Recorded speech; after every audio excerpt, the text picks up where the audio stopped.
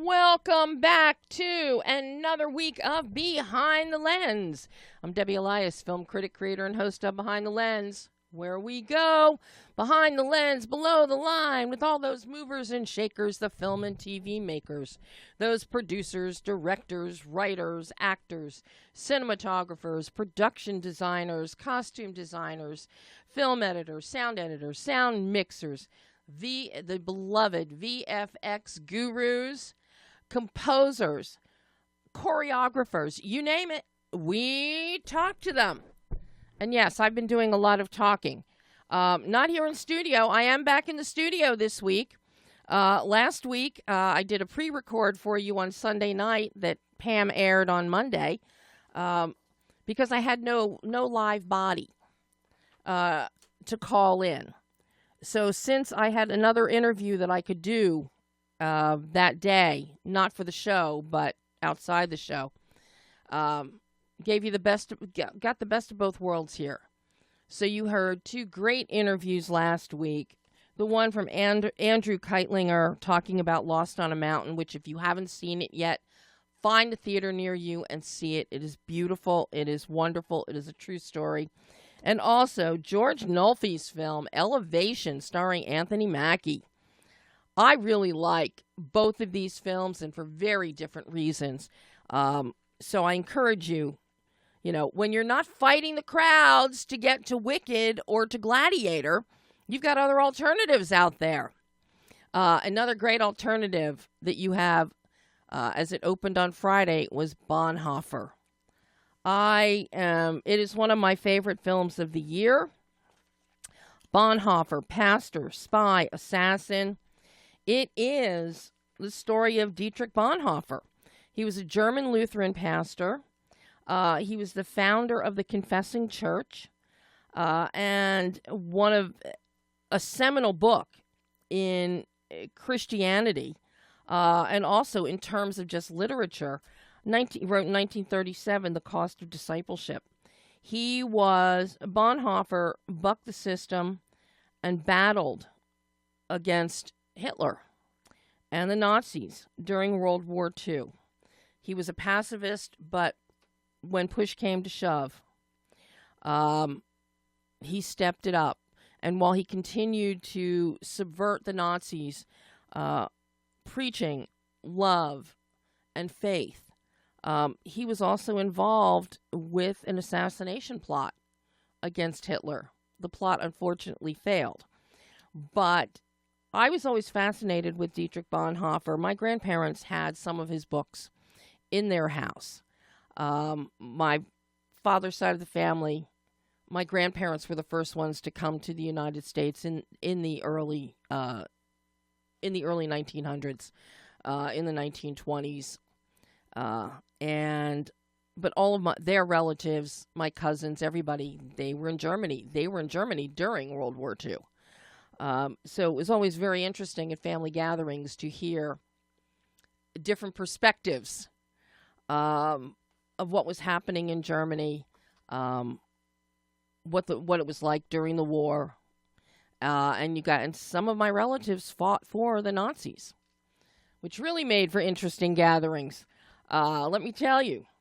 But Dietrich Bonhoeffer, I remembered, I hadn't heard his name mentioned in years, and then when the film, months ago, I got a blast on the film, Bonhoeffer, and I'm like, oh my God.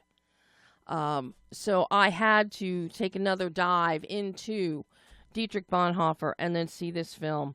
It is an amazing, amazing film. It is directed by Todd Komarnicki. It's distributed by Angel Studios, who put out some wonderful faith-based movies. But this is not a faith-based, Bonhoeffer is not a faith-based movie. It is the story of a man. and very keenly. It's structured so well so that a lot of the extraneous elements of Bonhoeffer's life are omitted. His writings are omitted because of the fact we're watching how the man lived, which is what led to a lot of the writings. I highly encourage you to see the film if you get a chance. It is only in theaters right now. And it is beautifully shot. I'm trying to find my notes on this so I can give you some more intel, because I wasn't going to talk about the film today, but then I decided I wanted to. Jonas Dassler, German actor, plays Dietrich Bonhoeffer. Thanks to hair and makeup, he is a dead ringer for Dietrich Bonhoeffer. And Jonas his eyes are so magnetic, so mesmerizing, that when the camera is doing a full frontal of him, you feel like he is speaking to you. You feel like Dietrich Bonhoeffer is speaking to you. Just an amazing performance. Similarly, August Diehl, who plays another one of the individuals in Bonhoeffer's life. Absolutely wonderful. Clark Peters shows up because there is a chapter in Dietrich's life where he came to the United States. He came to New York. He learned about jazz. He went to jazz clubs, and one of his best friends was Frank Fisher. And he became acquainted with the Baptist Church in the United States. Amazing performance by David Johnson as Frank Fisher. And also Clark Peters, who is just amazing. Amazing in any role that he does. But he plays the Reverend Powell Sr., who led the church in the United States that Bonhoeffer was exposed to. Cinematography is the amazing John Matheson, who shot the original Gladiator in 2000, Phantom of the Opera in 2004, Logan, Doctor Strange in the Multiverse, Brighton Rock, Hannibal, and then one of the most beautiful little short films from 2 years ago, The Shepherd, starring Dennis Quaid. It's a perfect holiday short film. And it's, seeing John Matheson's work now, it made me want to go see Gladiator again. And not because there's Gladiator II now, but just reminded me how much I love John's work. The editor of Bonhoeffer is Blue Murray. He did Sully. Just beautifully shot. Production designer John Beard, who has done some wonderful little films.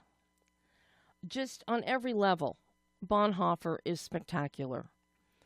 My interview, my exclusive with Todd Komarnicki will be, it's actually sitting in the queue for me to hit publish when I get home today. So it will be up on the website by tonight. And I encourage you to take a listen to that as well as see the movie. Just absolutely wonderful film that it is one of my favorite films of the year. No question about it. But now, going back to today's show. Before we get to today's show, how many of you went to see Gladiator II? I love it. It is epic. It is masterful. It is a Roman spectacle worthy of the gods themselves. All hail Ridley Scott. It is fantastic. Long live sword and sandal films. I've always been a big fan of them. Still am. And Gladiator II just reinvigorated my love of sword and sandal. It is fantastic. Fred Hechinger, hand him the Best Supporting Actor Oscar now. Denzel Washington, he's snarky, he's arrogant, he's pompous, he's flawless, he's divine. Just see it. And of course, Wicked came out also. Both did great at the box office this weekend. Many are complaining we didn't get another Barbenheimer as we had a couple years ago. But, hey, I'm happy with what the box office did. I think Gladiator II was about 55 million US, and Wicked 114 million. Not too shabby numbers, and I think with the holiday week this week, they're just going to skyrocket from there. So those are 3 great movies that are in theaters right now. Gladiator II, Wicked, and Bonhoeffer. Go see them. Lost on a Mountain in Maine is still in select theaters. Go see it. But now, turning my attention to today's show, it's Musical Monday. And if you know me, you know my love for the movie musical. And very excited about today's films. First up, you're going to hear my exclusive interview with VICKY JENSON, the director of Spellbound, the new animated musical on Netflix, produced by Skydance and John Lasseter. It's a fabulous film. It follows the adventures of Elion, a tenacious young daughter of the rulers of Lumbria, and she must go on a daring quest to save her family and kingdom after a mysterious spell has transformed her parents into monsters. And yes, kids out there are going to love this because most of them think their parents are monsters anyway. In Spellbound, they really are.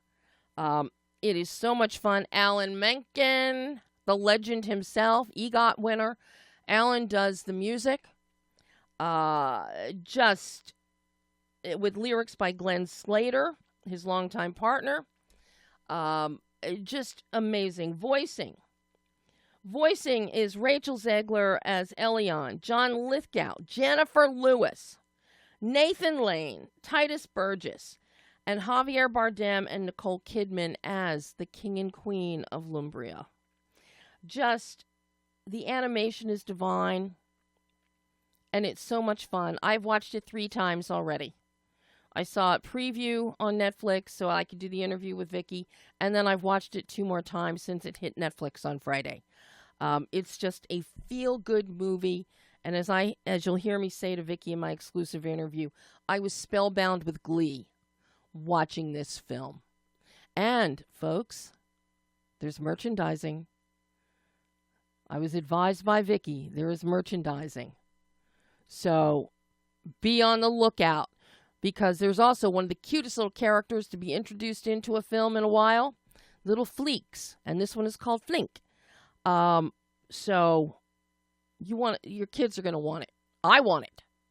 So I'm going to go hunting for myself today to find the merchandising and buy some for me.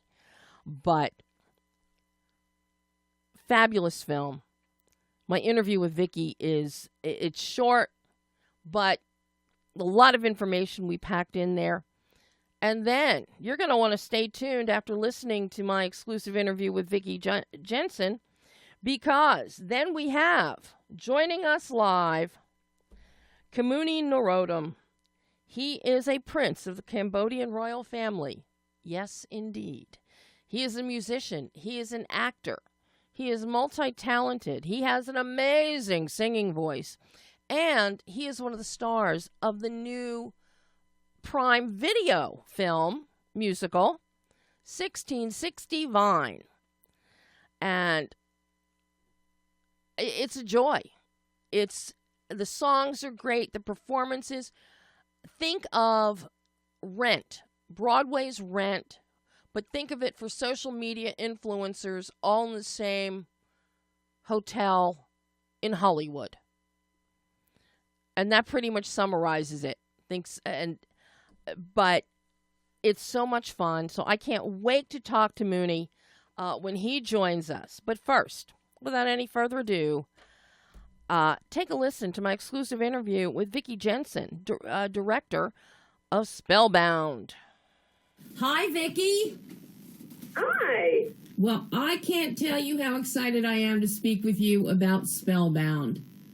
Dare I even say I was spellbound with glee watching this film. Wow, that's fantastic to hear. I so thoroughly enjoyed this film. I smiled through the whole thing. It's the story. You make me cry. Don't do that. The story it's so relevant. You've got themes of teen angst. You've got the wonderful metaphor that all teens think their parents are monsters at some point. And of course here, they are monsters. Literally. We're dealing with the issue of quote-unquote divorce, which is a very hot topic amongst kids and teens in today's society. And the whole idea of getting along and looking for the light, not being consumed by the darkness, because the darkness will turn you into something really unlikable. You bring this to life. You just got this movie. That's great. And one of the other things, and I don't know how many people are going to pick up on it, I don't know if you even realize it, but the creatures that you've created are they're all hybrids of different species. We have cats that are winged and fly like birds, but have tails that are kind of like the tip end of a dinosaur tail. Everything is a combination, which speaks to the diversity and dynamics of families, combinations of blending things together, and it all works. And I loved seeing that. And in that same vein, the animators, you put colors together that you wouldn't normally think of putting together, such as in The Queen, the pink and the orange and feathers and a little almost fishy beak smile. And so you've got the mint greens, colors we don't normally see. And it all speaks to this whole grand idea of blending everything, blended families, blended world. And it's just beautiful. Oh, I appreciate that. That's great. Yeah. Yeah, well, these it all has to fit together. I love that it finally did cohesively. When we were developing the monsters, we wanted to base their monsters on sort of aspects of their personality, and their two personalities needed to be dissimilar enough from each other that you could see where conflict came in, but appealing, so you could also see why they were together.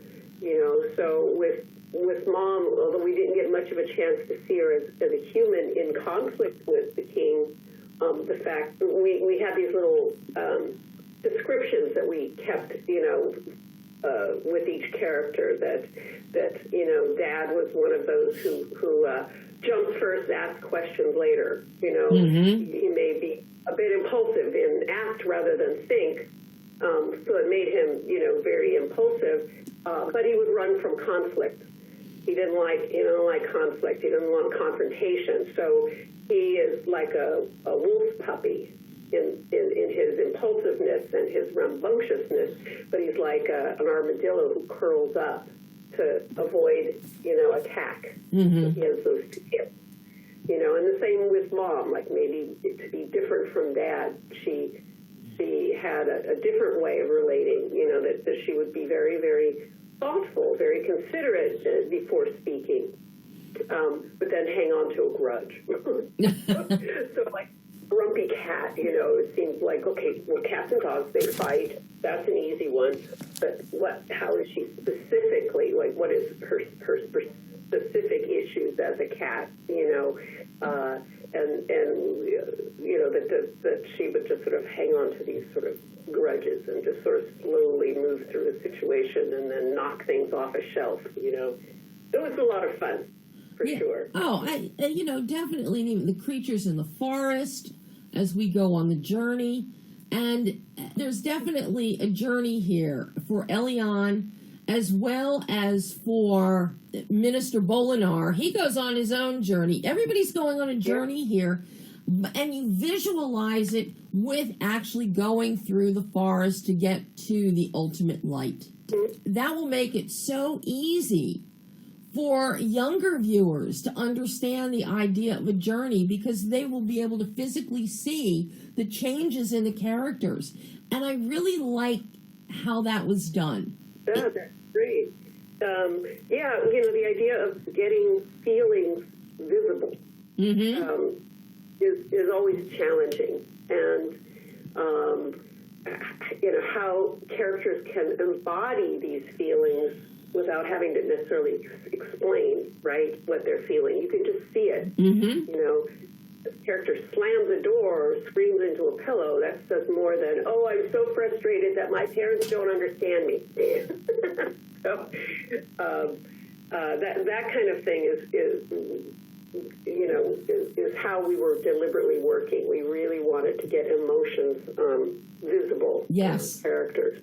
And, you know, seeing Eliane be proactive in wanting to resolve the problem with her parents and bring them back to who they were. Yeah. She thinks she can fix it. Yeah. You know, with kids in this situation, you know, we worked with a really fabulous family therapist, Joanne Pedro Carroll, who works with families going through splits like this and what it's like from all perspectives, you know, and you know, getting that story right was really important, and from you know, each character's point of view, from Eliane's point of view, and what she shares with so many kids going through this is that they think they can fix it. They think they might actually be at fault. Yeah. Like, you know, they hear voices on the other side of the wall or through a closed door, you know, yelling and screaming, but all they hear is their own name, like, come up a lot, because it will in these kind of arguments or situations at home. Like, well, you know, I have to be the one with her all day or whatever it is. And they feel like they're at fault. And they feel like they should fix it. And it's not up to them to fix it. It's the parents that need to fix this. So we have our characters say that right there. You can't break the spell. They have to break the spell. And she is in total disbelief that that's possible, because look at them. Look at them, you know? How can they possibly do that? And it's very tricky for a story that has a lead character that you expect to go and fix stuff, to go save the world, save the parents, to break spell. But it's not up to her to do that. It's up to them. And also, you've got great stuff in here, a great lesson for kids about trying new things and eating things they might not want to eat. So go eat your broccoli and your vegetables and your slugs. All these little things.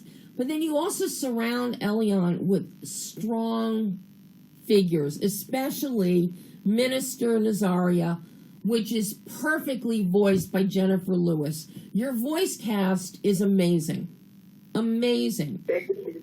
And they're wonderful actors. That's why we went for all of them. They're just they're incredible power and truth in what they do in their craft is what we wanted. More than names, we needed the talent. And Jennifer, she's always flawless. Going back to her days on A Different World as Dean Dorothy Dandridge Davenport. She is always. She's so fun. Oh, my God. Yeah, tune in. If you're here in L.A., tune in this week. I'll be doing some TV with her. Oh, my God. I will definitely be on the lookout for that. She's amazing. She's so fun. She is a force of nature for sure. Nathan Lane is perfect as Luno the Oracle of the Moon, and the whole design of Luno as a la Sigmund Freud is great. All these little touches that get put in. John Lithgow's character, Minister Bolinar, kind of blustery and pompous, which is what you always hear in John's voice. And, of course, you give everybody the delightful, adorable Flink. I want one. I hope there's going to be merchandising. Oh, there is. I wish I could show you on camera, but...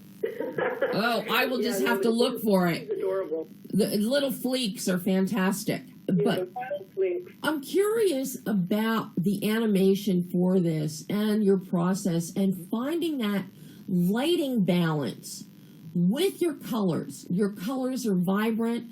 The backgrounds are softer, except in the forest. The mountain with the pool of light, it's almost like fingers cupping, enveloping, fingers or wings. Cupping and enveloping whoever comes in there will just bathe them in light of positivity and joy. Just so stunning. But I'm curious how you and your animators, and especially your DPs, Todd and Miguel, especially Miguel with his lighting, how you develop that visual tonal bandwidth for the look of the film. and maintaining the lightness and then countering it with darkness in the form of a tornado that looks like a slinky. It looks like a slinky. It's kind of like we thought of them as spinning blades because, anger hurts so much. But, my background was as also a production designer. Mm-hmm. I paint and I love color, but I'm very particular about it. I think I burned through 2 production designers on this movie before getting to poor Brett. But, it's just a personal preference on how to handle color. I love it when color pops. Mm-hmm. Against something dark. It goes back to my love of Mary Blair and her unique way of using color, and that even in a dark scene, the characters can stand out and be very whimsical in their colors. And it was great how Miguel was able to capture that, especially in the Dark Forest. We had some beautiful conceptual art to help describe how the characters might be in little pools of light so that their colors were vibrant. And then the dark forest, it drops out into black. Even the trees are more blue and the backgrounds drop to black rather than sort of a misty atmosphere that you would normally see in a forest. We just didn't want it to feel like a normal forest. So there's an absence of light except for what's breaking through the canopy. And so I thought that he definitely captured that in the dark forest, really strong little spots of light throughout, and you can still see the light that guides them throughout, even through that. And we kept that going in the castle, where the castle was a nice neutral but rich background for all of the beautiful diverse colors of the people of Lumbria. So, yeah, it was a fun process artistically. Well, the most fun and I think artistic, where everybody got to really showcase their talent, is the underground world of the Little Fleeks. That musical number, that is a full-on production number that harkens to a Moulin Rouge or something like that.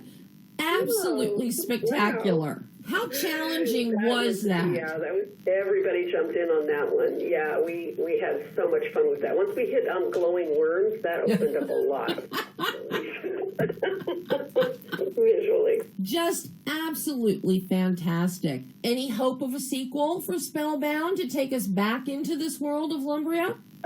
Well, you don't have to be without hope. You never know. Let's see how people react. And a couple of us are, we really want to work together again. The whole music team would love to work this way again. So maybe so. We'll see. And music, how special was it to have Alan Menken as your composer? Incredible. Once in a lifetime. I hope it's not the only time, but I never worked on a musical before, and to be able, the first time to be with somebody as marvelous as Alan Menken and Glenn Slater, I can't even explain not just what a treat, but what a wonderful education it was, having both of them throughout the whole process. Was it a learning curve doing a musical? Yeah, it's very different. The way we work with music on Shrek, we would find music that underscored a moment, but you're creating songs to tell story, to move emotions forward was a unique experience for me. I mean, I love music. I have a lot of background in music, but I didn't, learning from the two of them on how a musical works and how you use the songs to keep things moving forward, to help, it's just like you would a scene. You treat them like a scene where a character comes in feeling one way and leaves with feeling another way, or with a new idea, or moving through a new door. And the best songs will do that. So they were great. Well, the entire film, as I said, I was spellbound with glee watching Spellbound. It is so much fun. I will definitely be watching it again. And I can't wait to see what you do next, Vicky. Oh, thank you. Me too. Do another musical. You did it really well. Okay. Do another musical. Okay. Thanks so much, Vicky. Thank you, Debbie. And that was director Vicky Jenson talking about Spellbound. And yes, you've seen Vicky's prior work. She directed Shrek. She directed Shark Tale. She also directed multiple episodes of the Baby Huey series. But her first musical, she knocks it out of the park. This is one of those films, hey, Thanksgiving morning, when you're trying to cook, the kids are in the way, just sit them down in front of the TV and put on Spellbound on Netflix, and they will be entertained for 2 hours. And here's a little tidbit for all of you cinephiles out there. You know, John Ratzenberger had a voicing in every Pixar film. Well, once John Lasseter left Pixar and joined formed Skydance, the past couple films, Ratzenberger has had small voice cameos in those films. The latest one is he has a voice cameo here in Spellbound. He is Milo the Monster Handler. So all of you would perk up your ears and take a listen, and you'll get to hear John Ratzenberger. So just a wonderful, wonderful, fun, gleeful film. Gleeful and fleekful. So, and yes, I will be going out to the store this afternoon because I want to find a fleek for myself. So, and now, I am so excited to welcome this young man to Behind the Lens.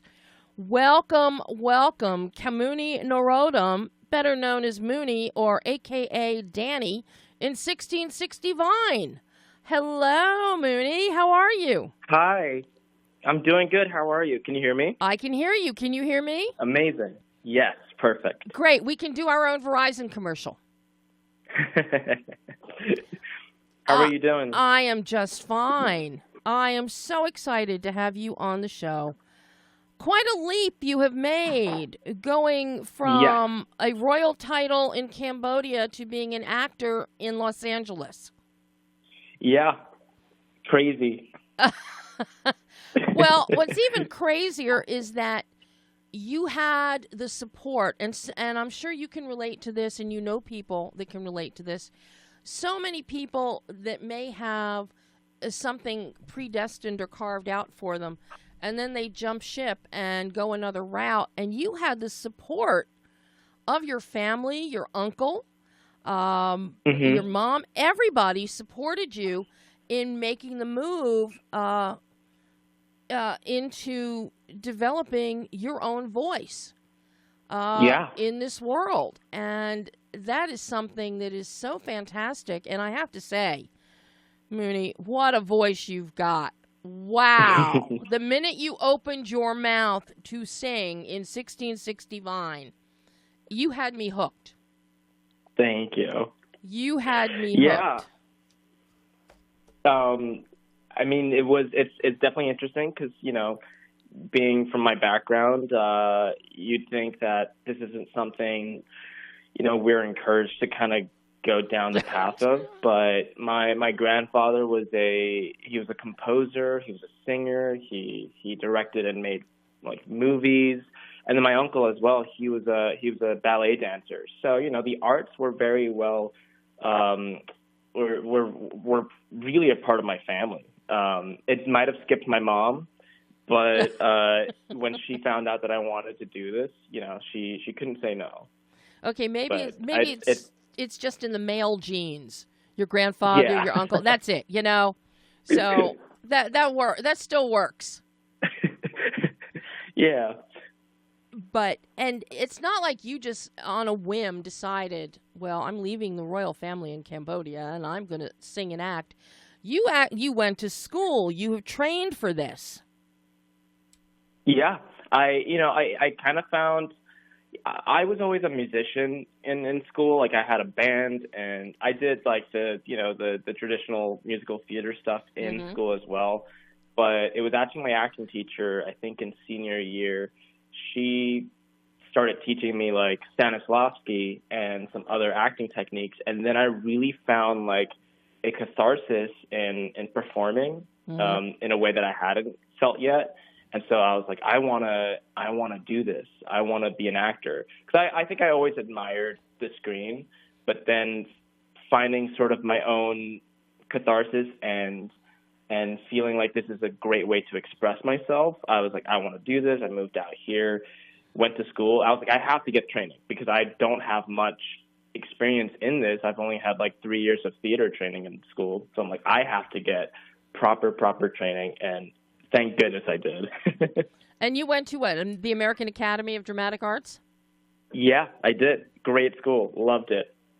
Well, and this is one thing that sets you apart from so many who just decide, I want to act. I'm going to go to Hollywood. I'm going to act. I'm going to sing. And they have no training. And nothing. You have done this the right way to get a foundation on which to build and to make such an amazing feature debut as you do in 1660 Vine. You definitely, you and your co-stars, you all have the chops. Unlike your characters, who all social media influencers were a brand. I have to be a brand. I have to be a brand. Oh, I have to read this because, if I don't do this commercial, if I don't endorse this product and put it on Instagram, I'm going to be a failure. You're the total opposite of what we're seeing with the characters in 1660 Vine. And I personally think that helped you really inform your performance as Danny. Mm-hmm. Thank you. How did you come to, because this is your first role, and you're the main protagonist. You are the catalyst that drives 1660 Vine, which is this wonderful, an apartment building in Hollywood, which actually I know you guys shot it in an apartment complex on Motor Avenue. Yeah, we did. Yeah, it's only a few blocks from where I live, Muni. So, oh, that's so funny. And it's a beautiful building. Gorgeous. I've driven by it countless times. But so all of these social influencers, this is where they go. And it's kind of like a dorm because you have more or less the apartment manager. She's kind of like a house mother. And as we learn, she used to be an actress. And when she stopped acting, now she surrounds herself and is kind of a cheerleader and tries to help out all the young talent that's now coming up that are staying at 1660 Vine. And everybody is a wannabe. Except Danny. Danny doesn't know what he wants to be. He's a wannabe that doesn't know what he wants to be. Yeah. But watching this with everybody under one roof, this is very much Broadway's Rent for social media influencers in the 21st century. It is, yeah. But it's interesting because when I first moved here, like all the social media stuff, all the influencer stuff, it's pretty brand new if you really think about it. And when Danny's story is very similar to mine. Mm-hmm. I moved out here 18, I had no clue about what the industry was, whether that's the music industry or the acting industry, let alone this whole completely new thing that was just beginning. And I was just a consumer of like Vine and YouTube, but that stuff was huge here. And over the years, I've gotten to start meeting influencers and start meeting and making friends with people who are also in that world. And what it's become, it's truly incredible to see. And I think it's sort of impossible now, whether it is you're an actor, a singer, an artist, or an influencer. I think it's impossible to not think about your brand. I think your brand is so essential now, and that truly makes it, I think, much more difficult these days to stand out. But I also think when you find your little niche, once you find that, I think it's truly something special. Have you found your niche? I have not. No, I've been struggling these past few months because I am starting a completely new music project, and the music speaks for itself, but I have to think about what do I wear? What do these videos I make for TikTok or Instagram, like what do these videos look like? How do I make sure that it fits the integrity of my music, but also how do I get views?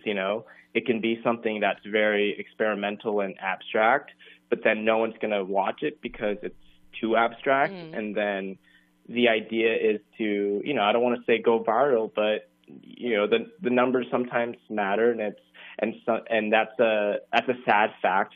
That's a sad thing to admit sometimes, but it's a weird balancing act.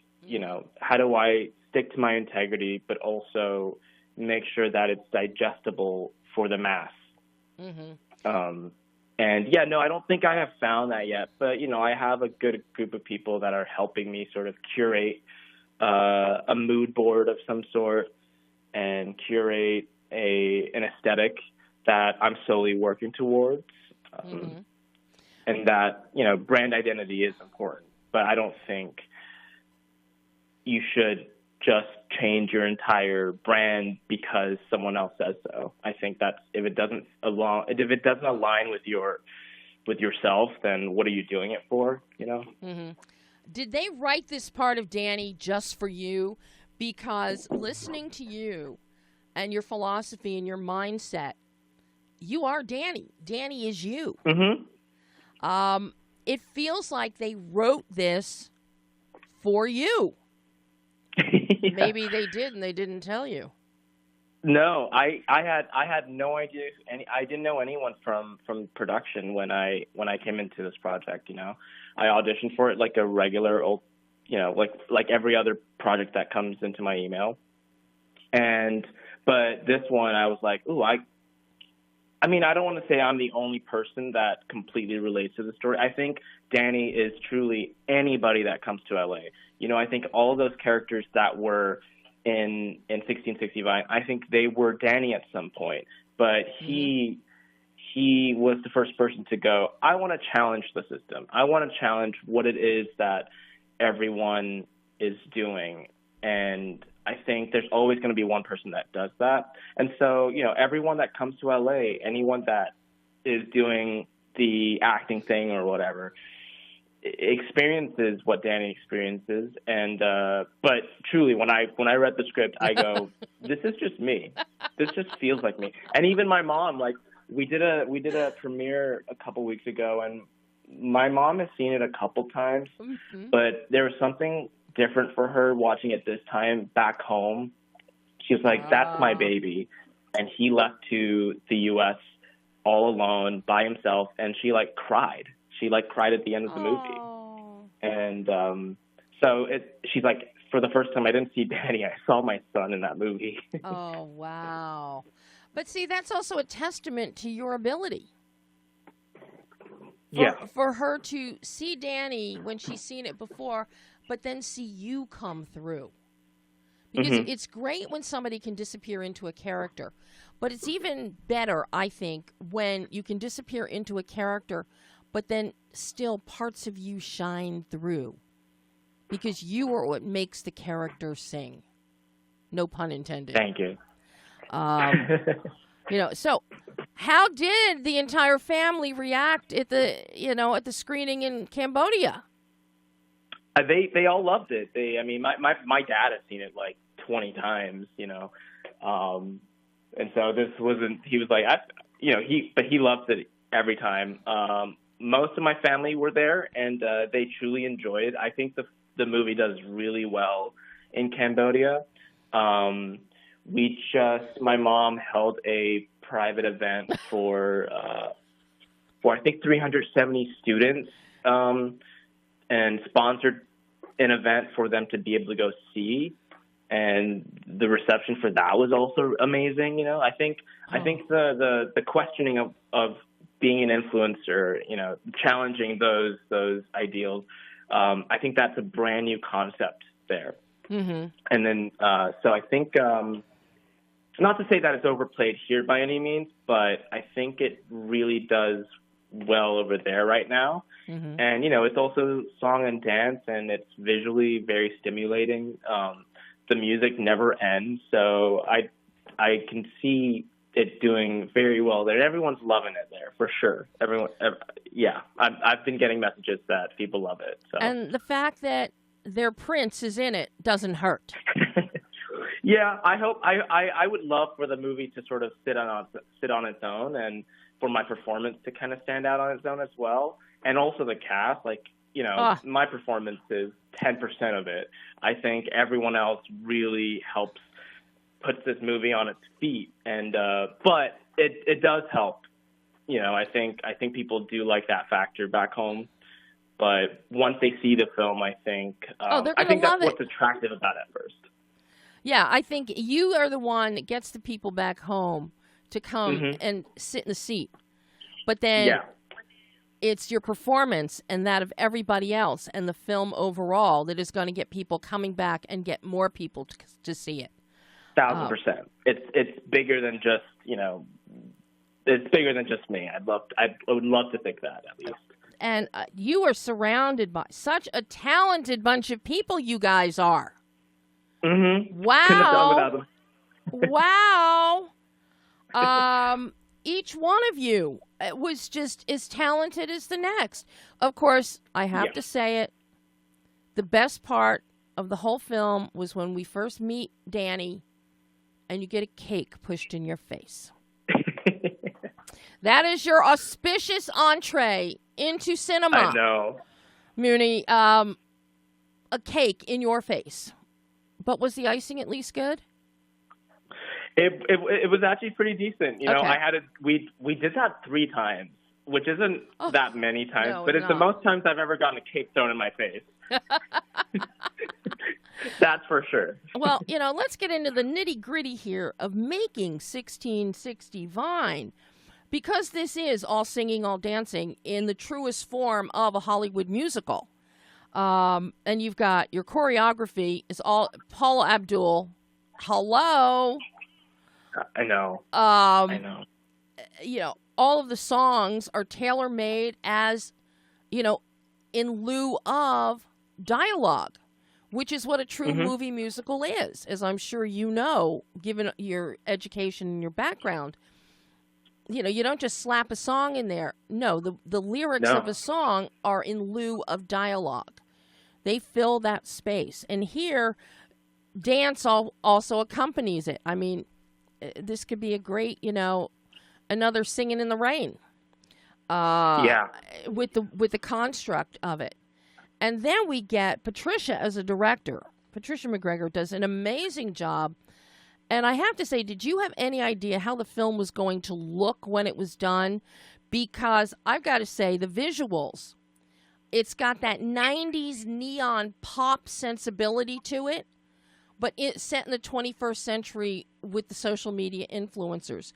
But the look is so energetic. The performances are so energetic. So all of those visual effects just make it even more eye-popping. And did you have any idea that that's how it was going to look in the end?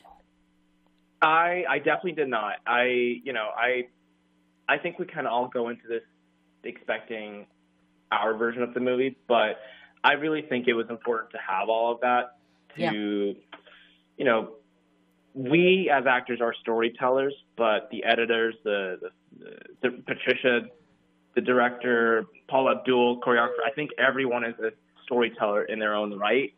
And I think it's just the only way to help push that message even further. Like, I think the one number that stands out to me the most is Lucky sung by my friend Maya Lagerstam. And what an incredible number. But it's, you know, during her number, you're seeing in real time photoshopping and her face and her body being manipulated digitally. And I think there's something very eerie about seeing that happen. And I think without that, the song itself is powerful. It's beautiful. She does an amazing performance, but I think that little final touch of editing really just cements the message, and it's very exposing, in my opinion. So no, I didn't really expect that to happen, but I got chills when I saw that. So yeah, I had no clue going into this what the visual tonal bandwidth was going to be, and to see all of those effects, and then so many beautiful cinematic touches, a lot of superimpositions and dissolves, which I just love, and I think it's a lost art with a lot of filmmakers today. They really don't understand the value of superimpositions and doing much as what you just described for Maya with her performance of Lucky, digitally altering and shifting perspectives. So, I mean, the whole thing, it's just so beautiful. Now, how long were you guys shooting? And how did you go about shooting all of these musical numbers? It was crazy. We, I think in terms of actual production, we all respectively recorded our own solos at a studio. So I sung mine here. The others in the East Coast, they sung it in a studio there. And we all did it. It was still during COVID, so we had Zoom and we were recording over Zoom and everything. And then for actual production, we came in 1 week for just more studio time to sing all the big cast numbers and record all together. And then the following week, we shot for 2 weeks straight. Just 2 weeks. It was 12-hour days, sometimes even more. And we would have like 3 setups going off at the same time, like 3 different scenes shooting all over the place. And the fact that they were even able to schedule that is incredible. My brain would break looking at that schedule. I just needed to know where I had to be each day, but knowing there's 2 other things going on at the same time. And sometimes we were shooting. There's one day we were also shooting at 3 different locations, and that was, we were just driving all over LA mid rush hour. How that goes. And and that screws up your time for the day when you're stuck in traffic. People forget that. Everyone was game. Everyone pulled their weight. Some more than they needed to. Our incredible DP Tyler Milliron, he was working into the night, into the AMs. We added an extra day of production, I think, at the very end just to shoot my first number. Because we actually, truth be told, we did run out of time, but everyone was like, well, we have to do this. And that was actually an incredible day, that last day, because it was the first day I truly felt we were going at a good and easy pace. Not to say that the rest of production was by any means the opposite, but we truly got to just sit and create and kind of experiment for my first number. But Tyler, my goodness, he deserves just every award ever, because he was working like a bull, like a racehorse. Incredible. Well, the cinematography, it is beautiful, and the diversity and the multiplicity of camera angles that are used, and especially when it gets into the performances and the songs, because there are so many different musical styles happening here. Yeah. Everybody has their own style. We get a little bit of country in there. We get the wonderful, wonderful 1920s, truly a Busby Berkeley kind of number. A flapper number that is just, it is shot. It pays homage to everything we love about musical theater. Yes. We've got dramatic song, we've got pop songs, so it's everything. And then the styles of dance. Paula incorporated so many styles of dance with each of these numbers. Just an amazing job. Was it difficult to learn the choreography on top of having to act and sing? No, I had it a little easier than I think Brianna. She sung the flapper number, but that wouldn't have happened also without our cast member Kasha Campbell. She was also the assistant choreographer, so she was truly there every day, really grinding it out. That number was truly special. But I had it a little easier because I didn't really have to dance much. I wish I got to dance. I don't really admit it, but I do love to dance. However, having Paula on set and watching her work with the dancers and also on Lucky, she's truly also a force. She knows what she wants. She is very straightforward with it. And, I admired her growing up, so even just being in the same room with her, I was just completely in awe. But the rest of the cast, even Malachi, he's a phenomenal dancer. He was touring with Hamilton for a minute. I think he might still be. But yeah, I think he is. We didn't write into it, or he didn't get cast for his dance. But once the team found out he's a dancer, they utilized that skill. And I think everyone came into this project with skills that the production was unaware of. And once they found out, they're like, oh, let's bring it all in. Let's try to make this as colorful as we can.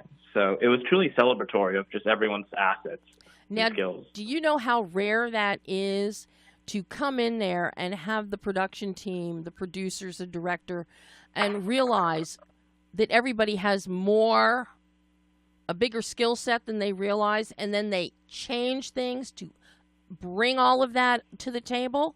That's a rarity, Muni. That's so you got spoiled. Your first time out, you got spoiled. We were very spoiled. We had the script changed on us from the first table read because they realized, oh wow, this cast is actually phenomenal. So there was maybe a 2-month period between the table read and when we started. So much changed because they were like, we're going to add this, add that, and just really help the actors flourish because they also thought about it. Not many teams also think about this when you're making a movie, but all the producers were like, this is great material for the cast. We can keep it the way it is, or we can truly make them shine, and then they can really excel after this. So they really took care of us, and they really thought about us, not just our careers in general, not just about the movie, which was very generous of them. That it's a rarity. So you lucked out starting out this way. It's all downhill. Yeah, I hope it's like that for the rest of my future. It's all downhill from here. It's just get that in your head. It's all downhill. Ah, no way. So if you get nice surprises after, you'll just love it. Now, did you have the chance with musicals? I know it's always very, very difficult because it is so specific with the song lyrics and the dance and the placements. But did you get a chance to ad-lib it all, or did you guys, once they made all those changes to the script and you started shooting, did you have a chance to ad-lib or just stick to the script? I'm very much, having the theater background, I'm very much of sticking to the script and sticking to every single word and punctuation. I think if there's anyone that ad-libbed, it would be Chris Olsen. He was probably, he was the villain of the story, but he was also the comedic bone. He truly brought so much comedy to it. I think he had fun with it and he kept it loose. But for the most part, we all really kept it to the script. I think just to keep it very streamlined, it is a very packed 2 hours. Yes. So we really prioritized keeping the story as compact as we could. Yeah, it moves and moves and moves. There's no rest for the wicked here. There isn't. You never know when to go to the bathroom. That is always a problem. Always a problem. This is why, when you're growing up, your parents always say, go first before you get in the car.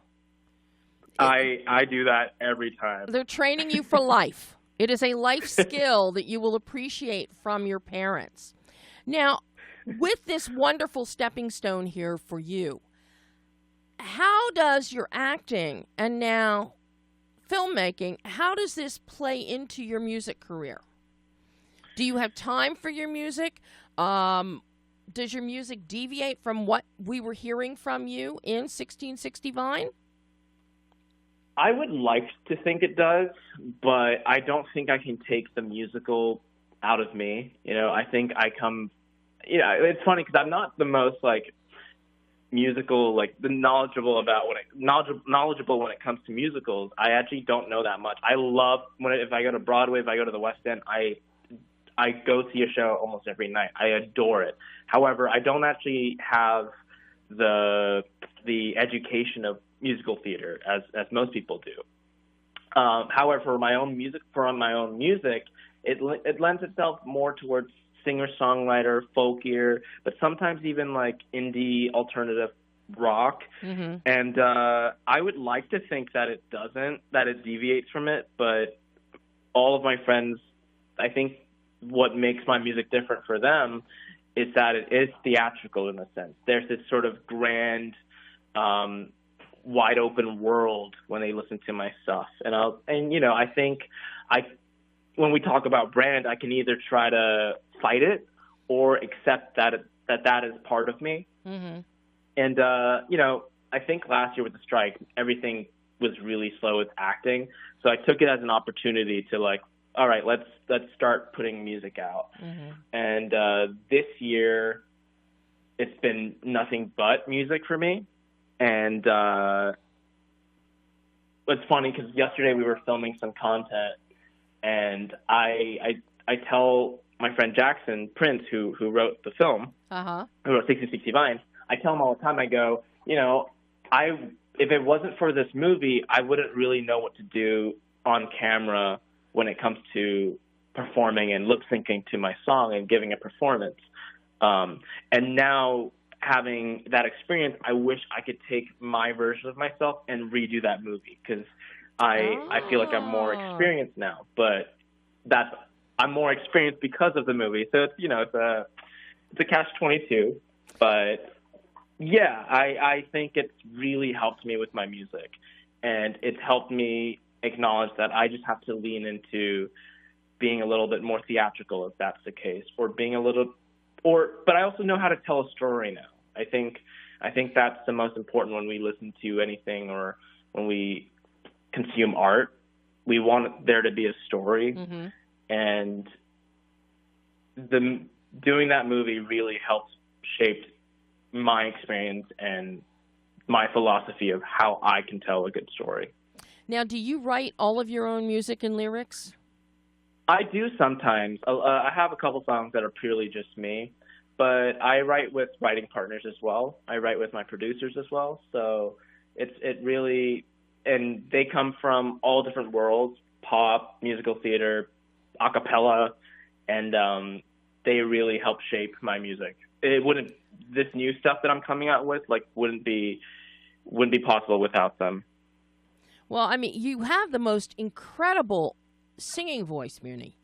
Just thank you. Absolutely incredible. I could listen to your singing voice on an entire track record from a Broadway musical. I would love that one day. I kid you not. And you have such great range. But it's the emotion that you put into the song when you're singing it that speaks so loudly. And it's wonderful. You can tell you're invested in this character. You're invested in telling this story with this song. And thank you. It's not like people that quite often they'll get up on stage and they'll just sing a song, or they'll read the teleprompter because they can't remember the words. No, you put so much emotion into your vocal styling, and it comes across, and I love that. Which begs the question, where can people hear your music? All of my music, it's available on Spotify, Apple Music, YouTube, under just Muni Norodom. and keep a lookout. You know, starting the new year, I'll be releasing almost a song every month, and I haven't really. Yeah, I think there's a lot to look forward to. There's only 3 songs up there right now, but I've been teasing a new one, and hopefully that comes out soon. Now, any hope of putting out a CD or something in the future? Yeah, I mean, logistically speaking, I think it's just expensive. Yes. But I would love to put out CDs. I would love to put out vinyls. I mean, that would be the dream. I will love you forever. I'm a vinyl collector, so. I love my vinyls. I love my acetates. I've got old stuff. I got to come check out your collection. I've got old stuff. I actually have some steel. Wow. Yeah, aluminum and steel that was done back in the days of the war. Oh, my goodness. Old. Yeah, they were my father's. And, yeah, now they're mine. And they're safely... That's incredible. My brother has a wall full of records because he used to spin records back in, like, the 90s and 80s. So that's his one collection that he's just never going to get rid of. But he's always like, hey, if you need like, vintage records, come hit me up. I go, okay. Hey, you want vintage? I've got 30s, 40s, 50s. I actually have. You've heard the Abbott and Costello Who's on First comedy routine? I don't think I have. But have you heard of it? Yes. Okay, yeah. Well, I have one of the original numbered copies. It was my father's. Oh my God. So cool. Yeah, and I guard that with my life. You have to. That is precious. Yeah, but I've got a lot of pieces, a lot of things like that, a lot of really early, when people were going out on USO tours and they were recording for World War II and even for Korea. And they were recording songs that eventually they would incorporate into the USO tours. But I have a lot of those recordings. Some are 78, some are 45s. Yeah, you would have fun. That's incredible. I mean, hopefully I put out a vinyl that you can add to your collection. Trust me, if you put one out, I will buy the first copy. Amazing. I will send you one for free. I will buy it. Look, I will beat your uncle, your mother. I will beat the entire family to the punch to get a vinyl of your work. So we'll make it happen. We will. Now that 1660 Vine is out there, everybody can see it on Prime. I know in the spring it's going on to iTunes and some other places. I believe so. Yeah, I think March or something. But now. What did you, as you look back on this experience, what did you take away from the experience of making 1660 Vine? And how can you implement into your future work? Be it acting, be it stage performance, be it music. I think there's 2 things. One comes from like the production standpoint of, it takes a village to really shift the needle. You know, I think you can do things yourself, but it's really important to have people in your corner and back you and have support. And I'm realizing that too. I thought like everything I can do in music, I can do alone. And I can, but it's really fulfilling having others involved, and also just having everyone else's opinions and identity part of you, because I don't want to just stand here by myself and be on my own. I want to be an outlet for everyone else's sort of passion and vision. And I think it's important to sort of be all together.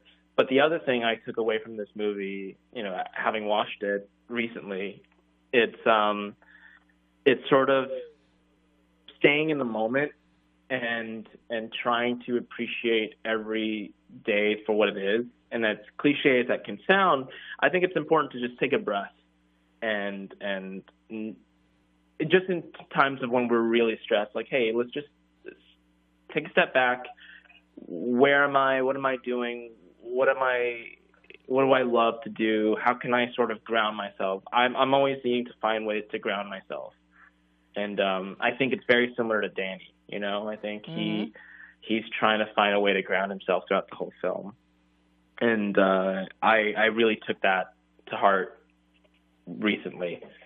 So, yeah, I say those two things, you know. Well, now with the holidays upon us, speaking of grounding yourself, are you going to be going home to the family in Cambodia to stay grounded and be abused as all normal sons are? You know, I'm looking forward to the holidays this time around. I'm getting to, I don't think it's officially announced, but I will probably be performing at a New Year's concert in Cambodia. And so, this past week has been a lot trying to get everything prepped because Thanksgiving isn't a holiday back there, right? But it is here. And so I'm working with everyone's timeline here and the holidays here, whereas over there, you know, they can take their time with things. I'm like, no, I need to finish this right now. I need to finish that right now.